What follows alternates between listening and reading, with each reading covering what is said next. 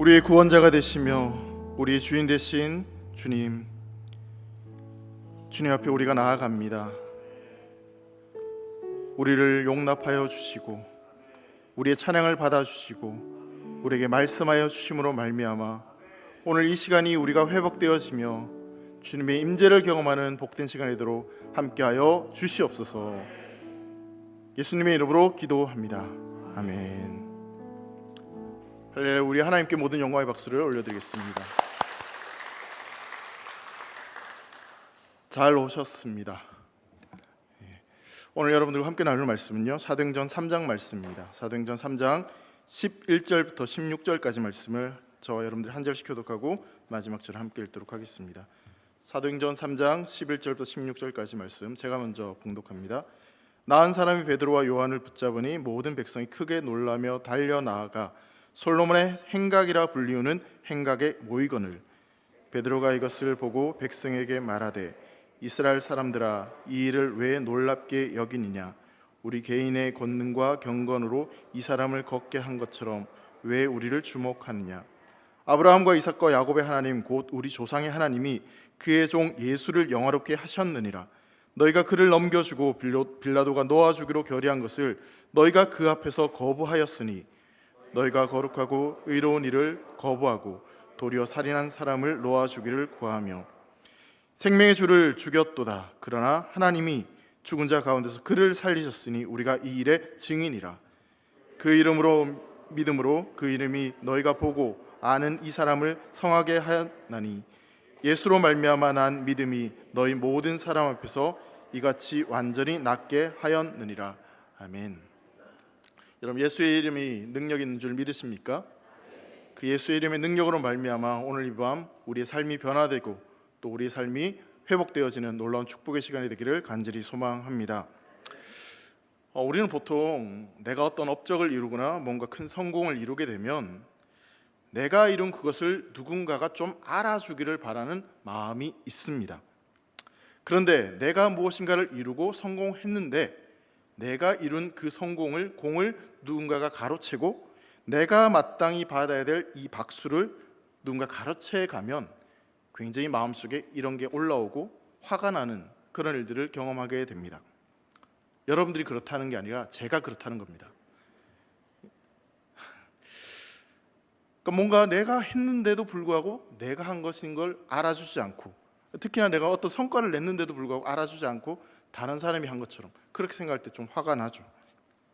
여러분, 우리가 그 사도행전 말씀을 계속해서 저랑 살펴보고 있는데, 여러분 베드로는요, 오늘 본문 앞의 내용을 보시면 평생 걷지 못했던 사람을 일으켜 걷게 했습니다. 걷는 것뿐만 아니라 뛰게 했습니다. 엄청난 기적을 일으킨 이 베드로가 과연 어땠을까를 한번 생각해 보게 됩니다. 베드로 입장에서 본다면 자기 스스로 좀 기특하지 않았을까 생각을 해봅니다. 야, 내가 이런 일도 할 수 있구나, 진짜 이거 내가 한 거 맞아? 라고 생각할 정도로 자신의 능력에 대해서, 자신의 하는 일에 대해서 굉장히 만족감을 나타냈을 것입니다. 그리고 우리가 복음서를 통해서 이 베드로의 어떤 특징, 성격의 특징들을 좀 살펴보면 이 베드로는 사실 약간 다혈질이고 그리고 약간 오버하는 그런 경향이 있는 성격을 가지고 있습니다. 그러니까 앞뒤 안 가리고 막 나서는 그런 성격이지 않습니까? 그렇기 때문에 얼마든지 이 안전뱅이를 일으켜 세우고 난 뒤에 자기 자랑을 충분히 할 수 있는 그런 상황이었습니다. 근데 그 기적이 일어나고 난 뒤에 오늘 본문을 보면 우리가 생각하는 것과는 다르게 베드로가 다른 반응을 하고 있다는 것을 우리는 발견하게 됩니다. 11절 말씀에 이렇게 말씀하고 있습니다. 한번 같이 읽겠습니다. 시작. 나은 사람이 베드로와 요한을 붙잡으니 모든 백성이 크게 놀라며 달려나아가 솔로몬의 행각이라 불리우는 행각에 모이거늘. 여러분, 보통 큰 일을 이루거나 성공을 이루면 그 성공에 취해서 그 자리에 좀 오래 머물고 싶은 마음이 있습니다. 가능한 더 큰 박수를 받고 싶고 그 환호를 듣고 싶은 마음이 사람의 마음입니다. 그리고 내가 이룬 성공이기 때문에 그것을 좀 더 크게, 더 좋게 이루고자 하는 마음이 있기 때문에 그 자리에 머물고 싶은 마음들이 누구나 있기 마련입니다. 그런데 11절 말씀을 보면 베드로 요한이 그 놀라운 기적을 일으키고 난 뒤에 그냥 그곳을 떠나가려 했다라는 것을 발견하게 됩니다. 11절 말씀 보면 다시 걷게 된 이 나은 사람이 베드로와 요한을 붙잡았다라고 그렇게 성경은 이야기하고 있습니다.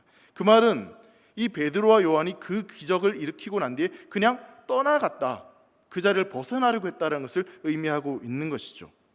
이 베드로와 요한이 했던 이런 행동을 보면 이 사람들에게는 이 기적이 그리 큰 의미 있는 것은 아니었다는 것을 발견하게 됩니다.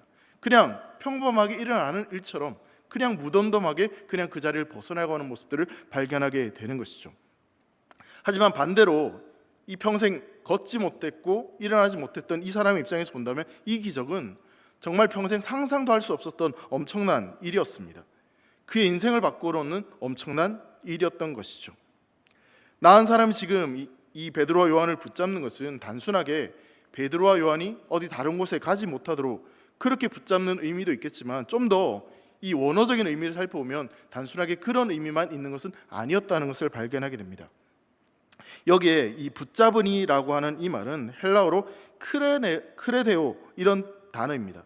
근데 이 단어의 원어적 의미는 뭐냐면 추종하다, 매달리다, 붙잡다 이런 의미를 가지고 있습니다. 여러분, 이 안진뱅이는 지금까지 살아오면서 아무런 소망도 없었던 그런 인생이었습니다. 근데 이 사람의 인생이 완전히 달라졌습니다. 다시 걷게 되었습니다. 뛰게 되었습니다. 그렇게 되자 베드로와 요한을 붙잡습니다. 왜 붙잡습니까? 지금까지 한 번도 경험해 보지 못했던, 그래서 내가 지금 누리고 있는 이 새로운 삶을 좀 더 알고 싶고 좀 더 누리고 싶은, 도대체 이것이 무엇인지에 대해서 알고 싶은 그런 마음이 있었기 때문에 베드로와 요한을 붙잡는 겁니다. 더 깊이 무엇인가를 경험하고 싶은 그런 마음이 있었던 것이죠. 소망 없이 그냥 하루하루 구걸하며 살아갔던 그 인생이 더 나은 인생을 갈망하는 소망이 주어지고, 그 인생이 어떠한 삶인지에 대해서 궁금증을 가지게 되었고 그 삶을 갈급하게 된 것입니다. 여러분, 이것이 바로 예수의 이름으로 걷게 된 사람에게 가장 먼저 일어났던 변화입니다. 아무런 소망이 없던 인생이 뭔가 새로운 소망을 가지게 되었고, 그리고 그 삶이 도대체 어떠한 삶인지에 대해서 알아가고 싶은, 즉 예수님을 알아가고 싶고 구원받은 인생이 어떠한 삶인지에 대해서 궁금해하고 그 소망을 가지게 되었던 것이죠. 도저히 상상할 수 없었던 그 소망이, 새로운 삶에 대한 갈망이 이 사람에게 생겨나게 된 것입니다. 그리고 또 이 나은 사람의 변화뿐만 아니라 오늘 본문을 보면 그 주변 사람들에게까지 그러한 영향력이 끼치고 있다는 것을 발견하게 됩니다. 늘 보아왔던, 구걸하며 살았던 사람이었습니다. 굉장히 비참한 인생을 살아갔던 사람이었습니다. 그런데 그렇게 살아가던 사람이 어느 날 갑자기, 아니 단 1시간 전, 얼마 전까지만 해도 전혀 아무런 소망이 없던 그 사람이 자기들 눈앞에서 걷고 뛰고 있는 겁니다. 완전히 다른 사람으로 되어져서 자기들 눈앞에 나타나게 된 것이죠. 바로 조금 전에 그들이 보았던 사람인데 도대체 어떻게 이 사람이 이렇게 변할 수 있는 것일까? 이 사람의 변화는 그 주변에 있던 많은 유대인들에게 엄청난 충격과 또한 왜 이렇게 된 것인지에 대해서 궁금증을 유발하게 되었던 것입니다. 그래서 여러분 11절 후반절에 보시면 이들은 성전 바로 옆에 이방인 뜰 근처에 있는 솔로몬의 행각에 사람들이 모여들었다라고 이야기를 하고 있습니다. 여러분, 이 솔로몬의 행각은 유대 랍비들이, 선생님들이 가르치고 토론하고 그렇게 재판을 하던 그런 장소였습니다. 그 장소에 사람들이 모여들기 시작합니다. 그 장소에 모여든 사람들은 도대체 이 사람이 어떻게 해서 나았는지, 도대체 이 사람에게 무슨 일이 일어났는지, 어떻게 해서 이런 변화가 일어났는지 궁금증을 가지게 됩니다. 그리고 사람들은 열광했습니다. 어쩌면 나도 아픈 데가 있는데, 나도 힘든 데가 있는데 뭔가 도움을 받을 수 있겠구나, 나을 수 있겠구나, 그런 희망들을 분명히 가지게 되었을 것입니다. 성전에 있던 대제사장들, 종교 지도자들도 한 번도 그런 일들을 경험해 보지 못했기 때문에 그들도 관심을 가지고 도대체 어떻게 해서 이런 일이 벌어진지에 대해서 궁금증을 가지고 모여들기 시작을 했던 것이죠. 여러분, 지금이라면 아마 이런 반응들을 보였을 것 같아요. 스마트폰을 꺼내가지고 동영상 촬영하고 그리고 사진 촬영하고 그렇게 해가지고 유튜브에 올려가지고 내 할 기적, 뭐 능력의 종, 특별한 일이 일어났다, 그렇게 막 퍼날랐을 것 같습니다. 뭐 그렇게 되면 유튜브 조회수가 엄청나게 올라가게 되고 구독자 수는 100만, 200만 그렇게 엄청나게 올라가게 될 것이죠. 지금 그 상황 가운데 베드로와 요한이 지금 있는 겁니다. 여러분, 우리가 베드로고 우리가 요한이라고 한번 생각을 해보고 이 상황을 한번 바라보시죠. 저 같으면, 제가 베드로와 요한이었다면 막 심장이 두근두근 거렸을 것 같아요.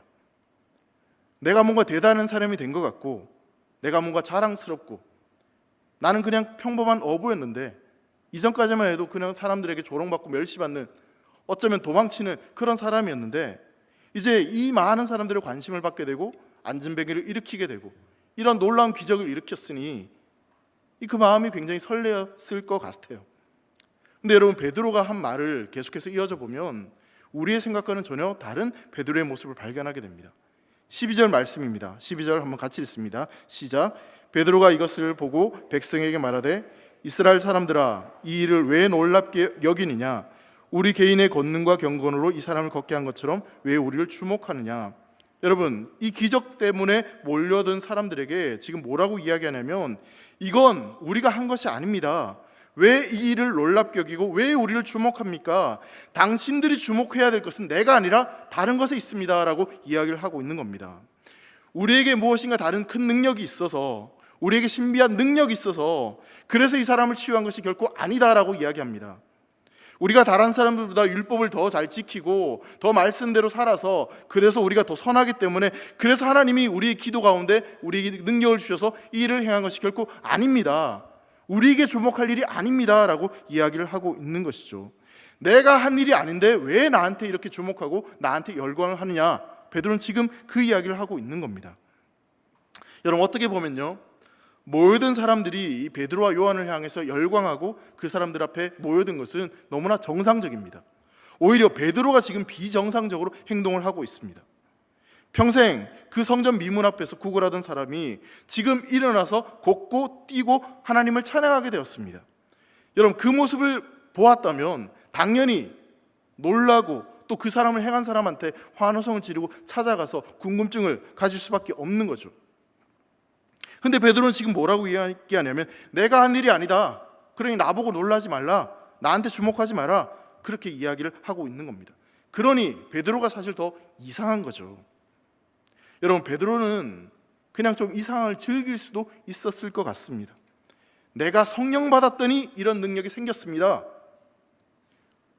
내가 섬기는 교회에 오시기만 하면 이런 능력들이 나타나니까, 그리고 내가 기도하면 이런 능력이 나타나니까 나한테 찾아오세요라고 이야기할 수도 있을 것 같습니다. 병든 거 다 낫고 어금니가 금리되고 내가 설교하면 순식간에 3,000명이 회심하는 역사가 일어나니까 우리 교회 오세요, 그렇게 이야기할 수도 있지 않겠습니까? 그리고 이렇게 이야기한들 누가 뭐라 하겠습니까? 실제로 그런 일들이 일어났는데, 그렇게 하면 전도도 훨씬 더 잘 됐을 것 같습니다. 실제로 오늘날도 우리가 전도할 때 그런 방법들을 쓰지 않습니까? 우리 교회 와보시라고, 우리 목사님 잘생겼다고, 우리 교회 건물 좋다고. 백일교회 아니고요, 다른 교회에서 그렇게 이야기를 한다는 거예요. 우리는 오직 예수님만 증거하는 교회인 줄 믿습니다. 딱딱한 말씀 강론하지 않아도 되고요, 그냥 기적 보고 온 사람, 그 기적을 더 일으키면 훨씬 더 부흥의 역사들이, 또 사람들이 더 많이 몰려들고 사람들에게 인기를 더 끌었을지 모르겠습니다. 근데 베드로가 딱 정색하면서 이야기하는 거예요. 우리에게 주목하지 마라, 우리가 한 게 아니다. 찬물을 확 끼얹는 거죠. 지금 사람들은 그 기적을 기대하고 이 일이 도대체 어떻게 이루어졌는지 베드로에게 주목을 하고 있는데, 베드로는 내가 한 게 아니야, 나한테 주목하지 마, 그 이야기를 하고 있는 겁니다. 자, 그러면서 베드로가 이들에게 나를 주목하지 않아야 될 이유가 무엇인지, 그 이유에 대해서 13절부터 15절에 이렇게 말씀합니다. 좀 길지만 우리가 천천히 다시 한번 읽도록 하겠습니다. 같이 읽습니다. 시작.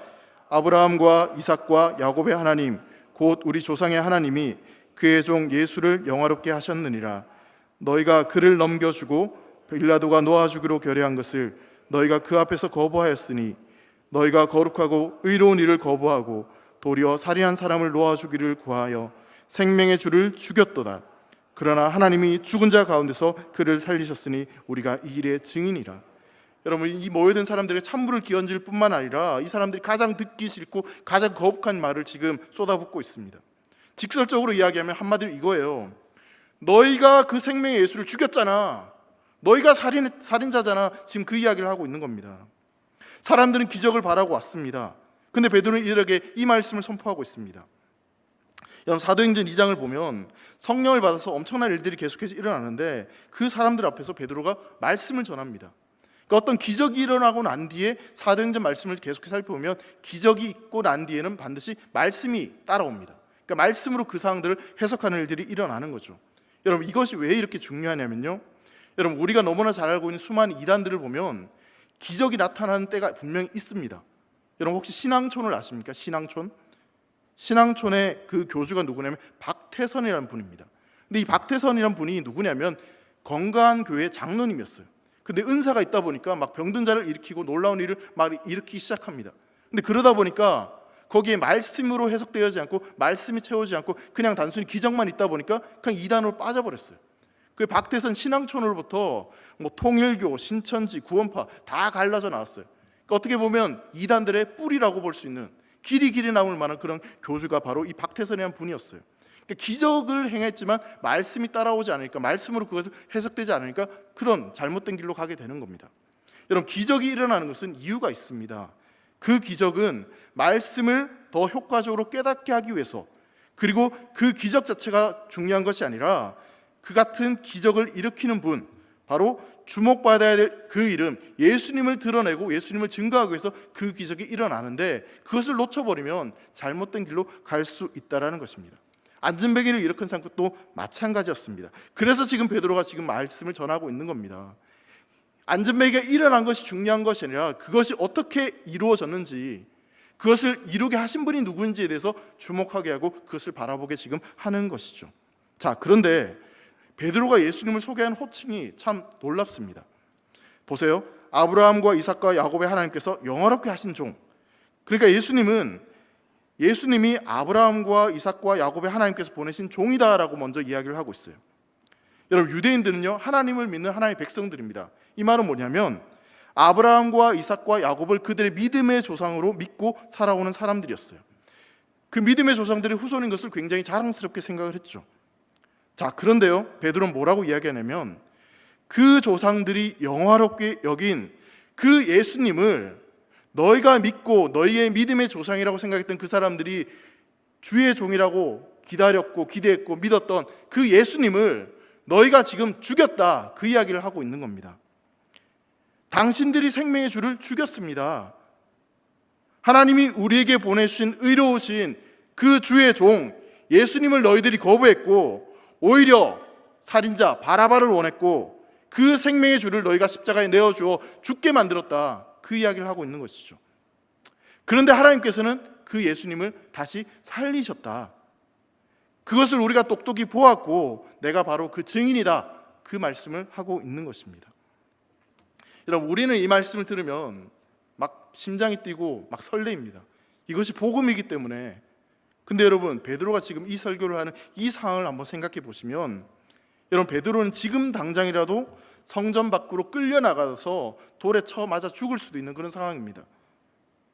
사람들의 환호가 저주가 될 수도 있는 상황입니다. 왜냐하면 베드로는 지금 뭐라고 이야기하냐면 지금 모인 그 사람들에게 너희가 예수님을 죽였어, 너희는 살인자야, 그 이야기를 하고 있는 것이기 때문에 그렇습니다.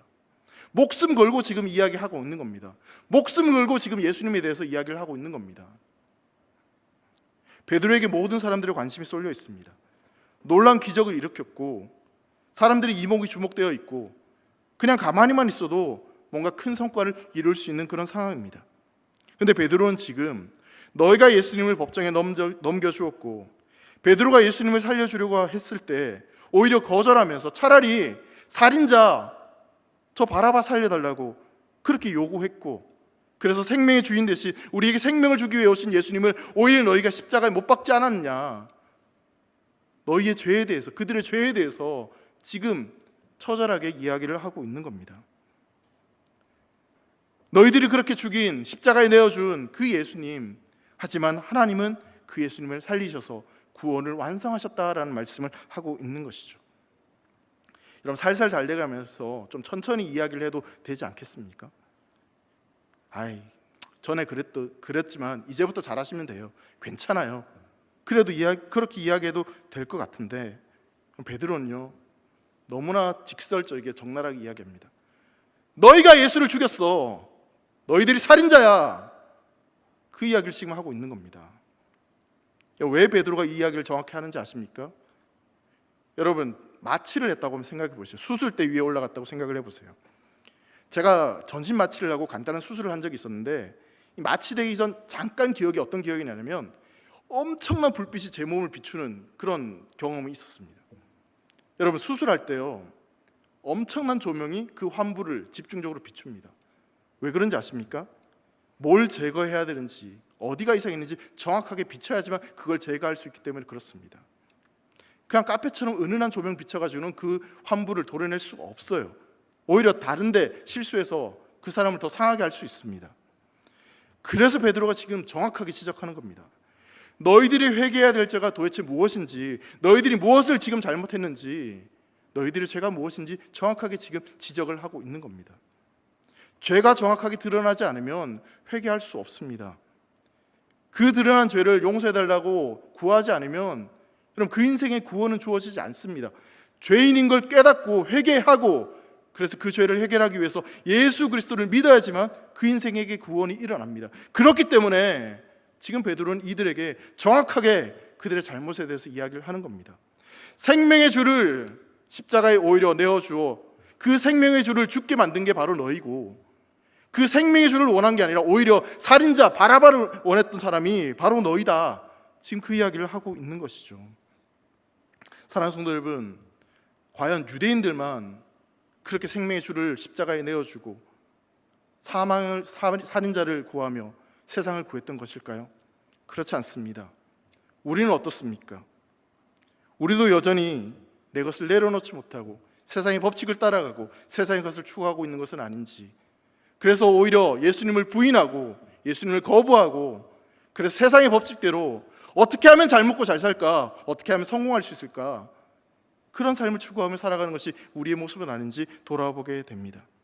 진짜 우리에게 생명을 주실 수 있는 예수님은 거부하고 우리를 죽게 만드는 그 대상 앞에 가서 복달라고 헛된 것에 구하고 추구하며 살아가고 있는 것은 아닌지 우리의 삶을 돌아보게 되는 것이죠. 우리가 마땅히 찬양해야 될, 찬양받기 합당하신 그분을 찬양하는 것이 아니라 오히려 세상을 찬양하고 세상을 구하고 세상의 길로 쫓아가는 모습이 우리 안에 있는 것은 아닌지 돌아보게 됩니다. 여러분, 예수님을 믿는다는 것은, 예수를 믿는다는 것은 세상을 거슬러 사는 겁니다. 그렇기 때문에 여러분, 부담스럽고요, 힘들어요. 예수 믿는 게 편한 게 아닙니다. 고통스럽습니다. 세상을 거부해야 되는 것이고 세상과 거슬려 살아가는 것이기 때문에, 내가 죄인이라는 것을 인정해야 되는 것이기 때문에 여러분, 예수 믿는 삶이 결코 쉬운 삶이 아닙니다. 16절 말씀에 계속해서 이렇게 말씀합니다. 같이 한번 읽겠습니다. 시작. 그 이름을 믿음으로 그 이름이 너희가 보고 아는 이 사람을 성하게 하였나니 예수로 말미암아 난 믿음이 너희 모든 사람 앞에서 이같이 완전히 낫게 하였느니라. 사랑하는 성도 여러분, 베드로는 이야기합니다. 십자가에 못 박혀 죽으셨던 예수 그리스도, 그분이 바로 생명의 주인이시다. 우리 생명의 근원이 되신다. 죽음을 정복한 부활의 주님이시기 때문에 그분을 믿어야지만, 그분을 믿는 그 믿음으로 말미암아 우리는 생명을 얻고 그 기적을 경험할 수 있다라고 분명히 선포하고 있습니다.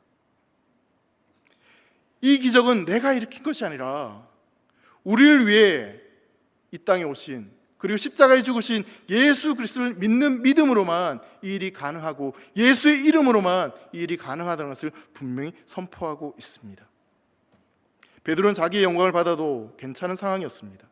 어느 정도 영광을 받아도 누가 뭐라 할 사람 없습니다.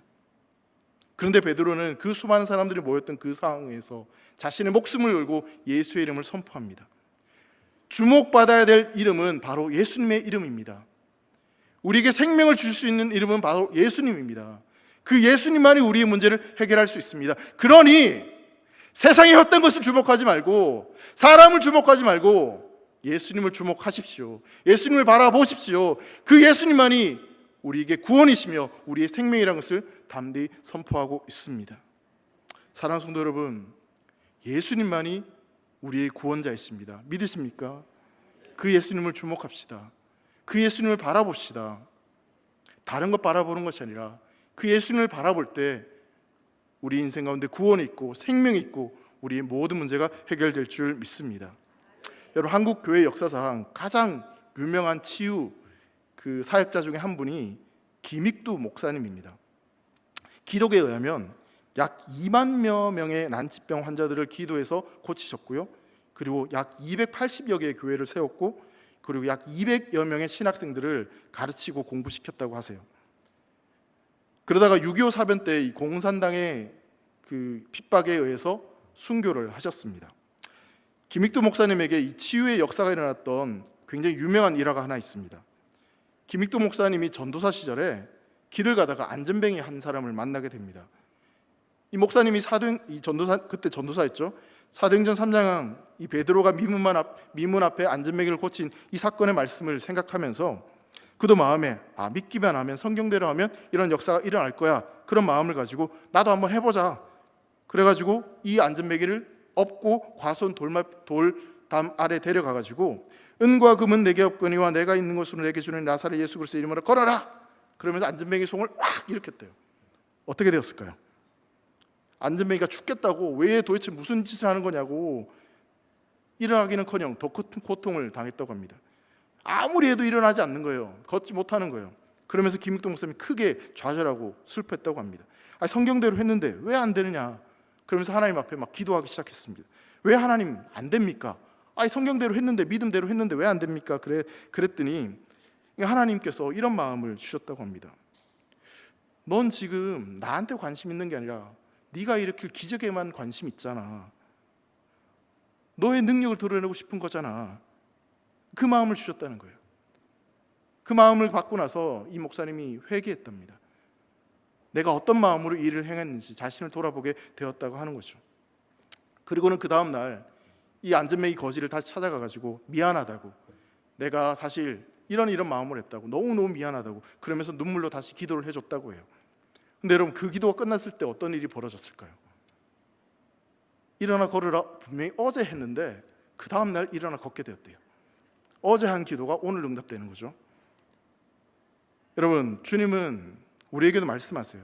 안전뱅이를 일으키려고 하지 마라. 예수님을 주목해라. 그 기적을 일으키실 수 있는, 생명을 주실 수 있는 예수님만 주목해라. 그리고 그 예수님의 말씀에 순종해라. 베드로는 우리에게 말합니다. 나를 주목하지 마십시오. 나를 바라보지 마십시오.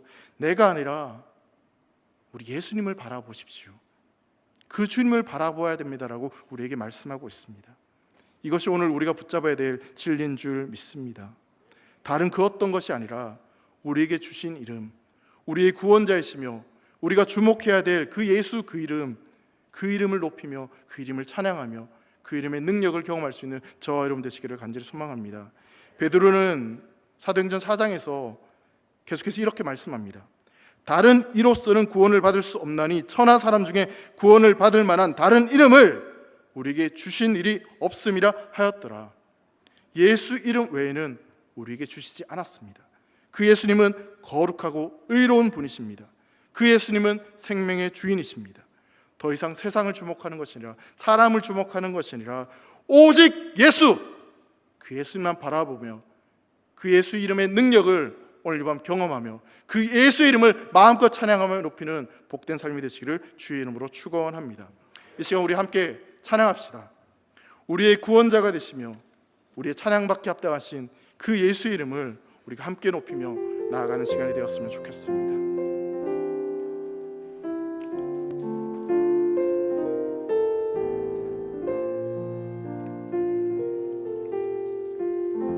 나의 마음에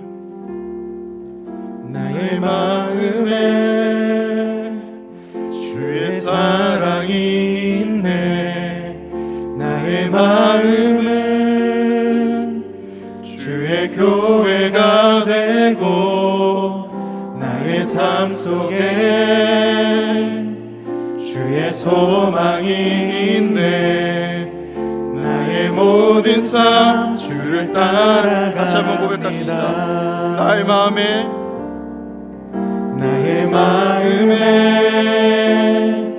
주의 사랑이 있네. 나의 마음은 교회가 되고 나의 삶 속에 주의 소망이 있네. 나의 모든 삶 주를 따라가. 우리의 구원자가 되신 예수 이름을 높시다. 오 예수, 오 예수, 유일한 나의 구원자. 예수, 주 같은 분 없네. 오 예수, 오 예수, 유일한 내 삶의 소망. 주님만 따라가기 다시 한번 원해. 고백합시다. 나의 마음에 주의 사랑이 있네. 나의 마음에 주의 사랑이 있네. 나의 마음에 주의 교회가 되고 나의 삶 속에 주의 소망이 있네. 나의 모든 삶 주를 따라갑니다. 오 예수, 예수, 오 예수, 유일한 나의 구원자. 예수, 주 같은 분 없네. 오 예수, 오 예수, 유일한 내 삶의 소망. 주님만 따라가기 오 원해. 예수, 오 예수, 유일한 나의 구원자. 예수, 주 같은 분 없네. 오 예수, 유일한 내 삶의 소망. 주님만 다시 한번 따라가기 고백합시다. 원해. 오 예수, 오 예수, 유일한 나의 구원자.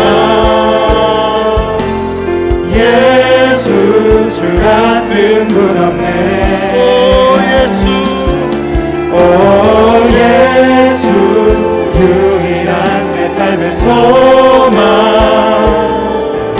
주님만 따라가기 원해. 마지막으로 한 번 더 결단합시다. 오 예수, 오 예수, 유일한 나의 구원자. 예수, 주 같은 분 없네.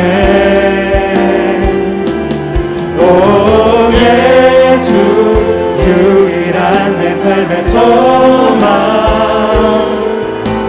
주님만 따라가기 원해. 사랑하는 성도 여러분, 우리의 구원자가 되시며 우리 소망이 되시는 분은 오직 예수님 한 분밖에 없습니다. 태어나면서 걷지 못하는 자를 이렇게 세운 것은 이 세상의 은과 금이 아니라 오직 나사렛 예수 그리스도 그 이름의 권세임을 고백합니다. 그러하기에 우리 인생 가운데서도 걷지 못하고 마비되어 있는 상처 입은 우리의 삶을 회복시킬 수 있는 이름은 오직 예수 그리스도 그분의 이름밖에 없습니다. 하지만 그 예수님 앞에 우리가 나아가는 그 순간 우리는 우리의 죄악들이 드러나게 될 것입니다. 우리의 추하고 우리의 악하고 우리의 연약한 모습들이 적나라하게 드러나게 될 것입니다. 우리의 죄악이 드러나는 것, 우리의 약함이 드러나는 것, 여러분 두려워하지 마십시오. 주님 앞에 드러나야지만, 주님 앞에 고백해야지만 그 죄악과 그 상처들이 용서받을 수 있습니다. 그 상처 앞에, 그 죄악 앞에 예수의 이름을 선포해야지만 그것이 치유될 수 있습니다. 그러한 믿음이 있으시다면 오늘 이 밤 여러분들의 헛된 모습들 앞에, 죄악된 모습 앞에, 연약한 모습 앞에 예수의 이름을 선포하십시오. 예수님 앞에 나아가십시오. 예수님, 나를 고쳐주십시오. 나를 살려주십시오. 나를 변화시켜 주십시오. 나를 회복시켜 주시옵소서. 나를 다시 걷게 하여 주시옵소서. 마비되어 있고 움츠려 있는 내 영혼 가운데 예수의 이름이 선포되므로 말미암아 자유함을 얻게 해달라고 이 시간 주님의 이름을 크게 부르고 함께 합심해서 기도하겠습니다. 주님을 찾습니다.